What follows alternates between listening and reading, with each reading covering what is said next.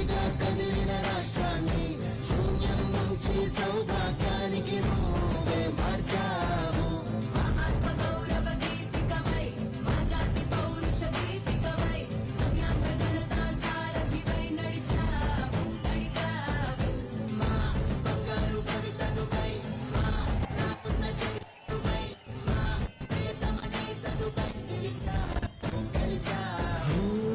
సగమున ఆగిన ఉన్నతి కోసం ఆంధ్రుల కల అమరా. చంద్రబాబు నాయుడు అన్న గారికి, మన చంద్రబాబు నాయుడు గారికి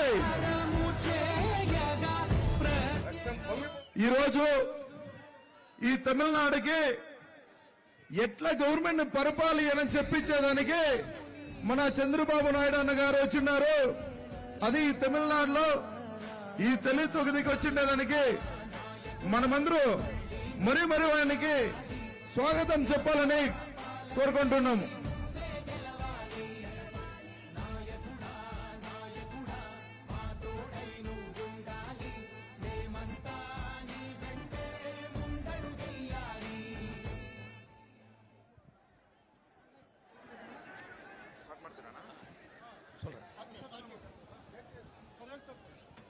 இன்று நம்முடைய தளி சட்டப்பேரவை தொகுதி, அதுவும் குறிப்பாக இந்த தென்கனிக்கோட்டை மண் புனிதமடைந்திருக்கிறது.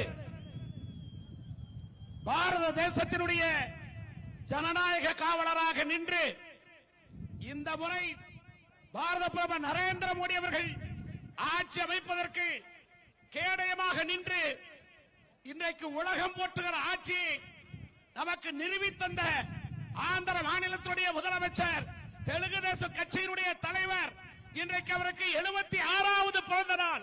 நீங்கள் அனைவரும் எழுந்து நின்று அவரை வாழ்த்த வேண்டும், அவரை வாழ்த்த வேண்டும். 76வது பிறந்த நாள் முதலமைச்சர் சந்திரபாபு நாயுடு, முதலமைச்சர் சந்திரபாபு நாயுடு, முதலமைச்சர் சந்திரபாபு நாயுடு, முதலமைச்சர் சந்திரபாபு நாயுடு, முதலமைச்சர் சந்திரபாபு நாயுடு. நன்றி, வணக்கம். அடுத்து மாவட்ட தலைவர் அவர்கள் இன்று பிறந்த நாள் காடுகிற முதலமைச்சருக்கு வாழ்த்தி தெலுங்கிலே 2 நிமிடம் ஒரு கவிதையை படிப்பார். భారత్ మాతాకి ఈ రోజు డెంకనికోట విచ్చేసి గౌరవనీయులైన ముఖ్యమంత్రి శ్రీ నారా చంద్రబాబు నాయుడు గారికి మా హృదయపూర్వక స్వాగతం పలకడం నాకు ఎంతో ఆనందంగా ఉంది. ఆయన పుట్టినరోజు ఈ డెంకనికోట నగరానికి ఇచ్చేసి ఉండు, ఆయనకి నిండు 100 ఏళ్లు సంతోషంగా ఉండాలని ఆ భగవంతుని కోరుకుంటూ ఉన్నాము. మీరు ఒక దూరదృష్టి గల నాయకుడిగా హైదరాబాద్ నగరాన్ని అభివృద్ధి చేసి లక్షలాది యువతకు ఐటీ రంగంలో ఉద్యోగ అవకాశాలు సృష్టించారు. ఆ అవకాశాల వల్ల మన ప్రాంతానికి చెందిన వేలాది మంది యువకులు ఈ రోజు మంచి స్థాయికి చేరుకొని తమ జీవితాలను మెరుగుపరుచుకున్నారు.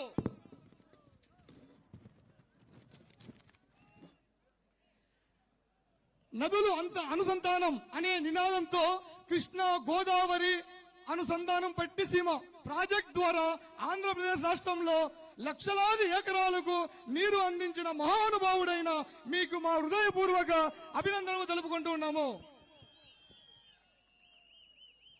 అన్నదాత సుఖీభవ పథకం ద్వారా రైతులకు ఉచిత విత్తనాలు, ఎరువులు